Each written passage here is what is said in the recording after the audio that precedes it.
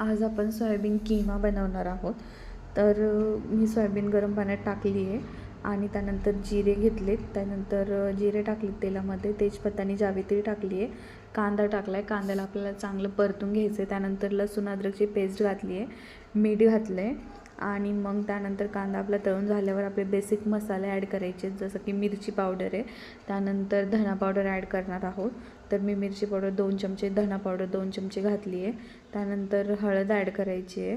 अजून आपण गरम मसाला ॲड करणार आहोत. तर हे बघा, गरम मसाला हे मी 2 चमचे घातला आहे. तर ह्या मसाल्याला आपल्याला चांगलं तळून घ्यायचं आहे. तर त्यामध्ये मी दही ॲड केलं आहे आणि हे बघा, आता ह्याला चांगलं तळून घ्यायचं आहे तेल सुटूस तर हे बघा आपलं तळून झालं आहे. आणि त्यानंतर मग आपण ह्याच्यामध्ये टमॅटो ॲड करणार आहोत. टमॅटोंनाही चांगलं परतून घ्यायचं आहे आणि ते परतून झाल्यावर सोयाबीन मी मिक्सरमधून बारीक करून घेतली होती, तर ती ॲड केली, त्याचा कीमा. तर हे बघा, त्याला चांगलं मिक्स करून घ्यायचं आहे आपल्या मसाल्यांमध्ये.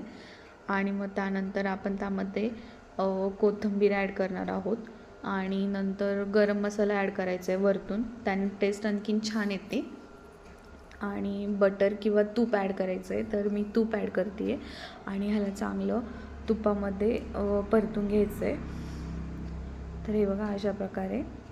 आणि मग ह्यामध्ये आपण थोडं पाणी ॲड करणार आहोत. आपण आपल्यानुसार पाणी ॲड करायचं आहे, किती घट्ट आणि किती पतली हवी आपल्याला असं ना. ह्या बघा, आपली भाजी रेडी आहे. आपण ही पाव पोळीसोबत